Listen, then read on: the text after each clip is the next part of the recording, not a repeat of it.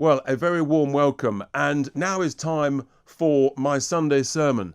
And this, for me, is a really important moment. We have had this week a massive, humongous wake-up call about the influence of the Chinese communist regime in the heart of the British establishment. Yes, a Chinese lawyer who's been here for decades.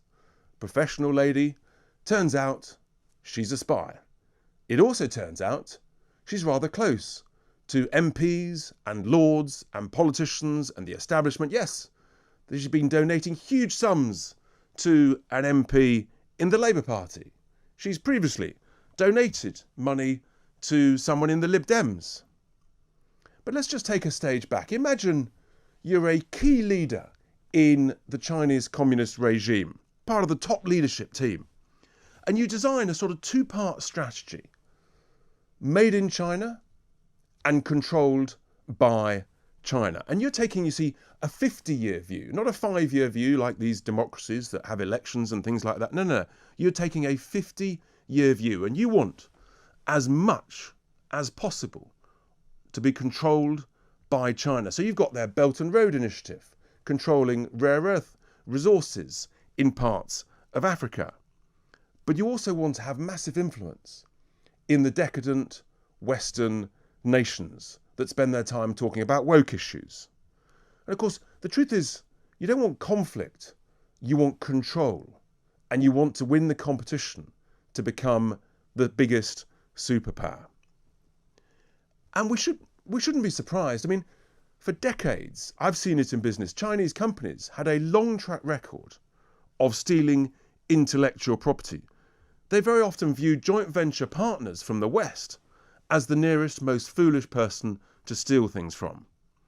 It's been known that it's cost British companies hundreds of millions of pounds. One example, there was a break-in at an energy company in Scotland in 2011. And then that was just a couple of months after there had been a visit at that very same company by the Chinese vice premier and senior Chinese diplomats and senior Chinese business leaders. And just a couple of years later, guess what? A state-owned Chinese firm revealed equipment, technology, almost exactly the same as that was promoted by this company in Scotland. And this break-in at that Scottish company, sure enough, they stole laptops with designs on.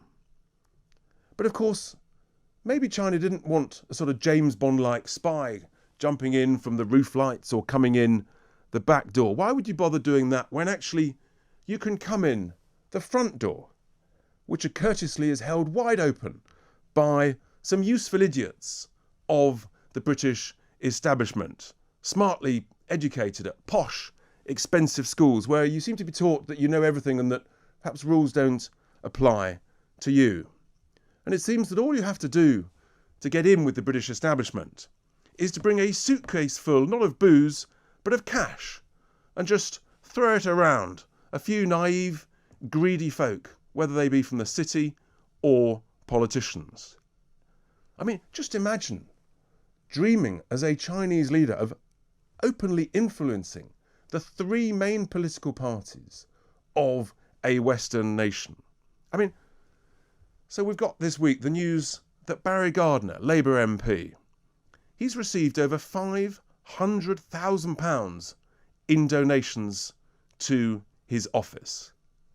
It turns out that the Liberal Democrat, Ed Davey, he was bunged to his office a few £1,000s back in about 2013, at a similar time that he was the coalition energy minister. And of course, what was China trying to do? They wanted to sell us solar panels. But also, it turns out, as energy minister, he was very involved in the decision to allow China to, and indeed the Chinese nuclear company, state-owned of course, to get heavily involved in a new nuclear power station at Hinkley Point.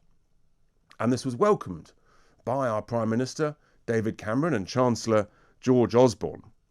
And extraordinarily, when Theresa May was appointed Prime Minister, and she had the temerity to actually just question that decision and to press the pause button, she received an absolute huge pressure from the establishment, who said the Chinese would be terribly upset, the French would be upset. She had ministers, lords, threatening to resign if she didn't proceed. So she proceeded to allow this Chinese nuclear company to be heavily involved in our new nuclear power station, including not just money, no, but Chinese engineers and supervisors. It seems hundreds of them involved in the construction.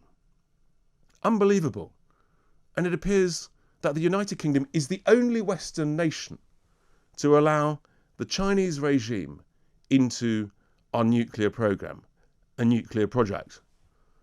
And Dave and George, oh yes, they wanted the Chinese nuclear company to get involved in more. Yes, they wanted them to not only fund a nuclear power station, they wanted them to design, build and operate a nuclear power station much closer to London. You couldn't make this stuff up. But this was what was called Operation Kowtow. Now, what else would you do if you want to gain a bit of prestige amongst the British establishment? I know. Why not appoint some knights, yes, some sirs and some lords to board positions of your UK subsidiary? That's exactly what happened with that company called Huawei.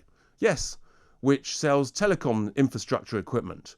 And sure enough, under Dave and George and Theresa May, the plan was for Huawei, a Chinese-owned company, to have telecoms equipment right at the heart of our critical telecoms infrastructure. And Boris wanted to do the same. Thankfully, and many people may not know this, but actually we've got Donald Trump to thank that that was stopped. Yes, because the United States and Australia would refuse to allow Huawei anywhere near their critical national infrastructure, and they insisted, they demanded that Boris drop that plan. But you see what's happened in the British establishment. Suitcases of cash has basically bought compliance. They bought the greedy, the great and the good from the city, and indeed former civil servants. Extraordinary. And then they've offered research grants to professors and doctors at our smart universities, like Cambridge and others. And of course they've guaranteed us a steady flow of high fee-paying students to these universities. And so you think, well, it's just money, money, money, isn't it? But maybe actually strategic influence is really important. Protecting our critical infrastructure. The strategic national importance of the United Kingdom is above everything, but seems to have been forgotten by the British establishment. Cash to research institutes from China. And what happened was they got close to 3 British Conservative Prime Ministers, Cameron, May and Johnson. I'd like to understand the links between some of Boris Johnson's family. When Stanley Johnson, his father, is asked about China and asked to condemn things like the genocide of the Uyghur Muslims, he won't do it. No, he always talks about climate change.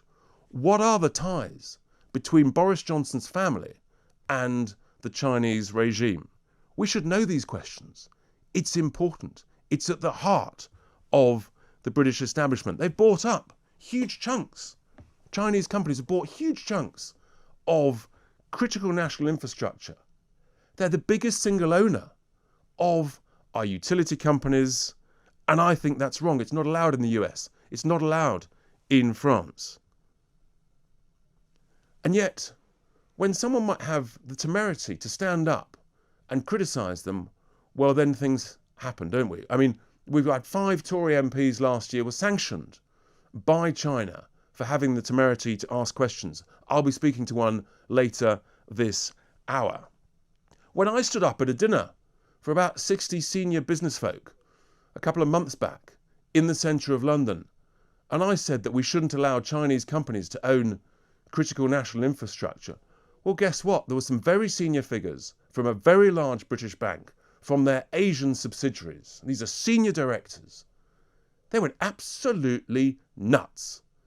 They shouted at me in front of all these other leaders, shameful, disgraceful, they said, for questioning this idea. Let me tell you what is shameful. Let me tell you what is disgraceful. And that is being a useful idiot, taking Chinese money and selling British interests, British strategic national interests, down the river to Chinese control. That is what is disgraceful. And what I think we should now have is a full inquiry into all Chinese funding of the British establishment over the last 15 years. We need to know what on earth has been going on. Here endeth my Sunday sermon. Now call me with your views, 0344 499 1000. Should Boris resign? Should there be a ban on Chinese ownership of critical national infrastructure? Text me, tweet me, you know the number. Stay with us. It's Tice Talk, it's Talk Radio.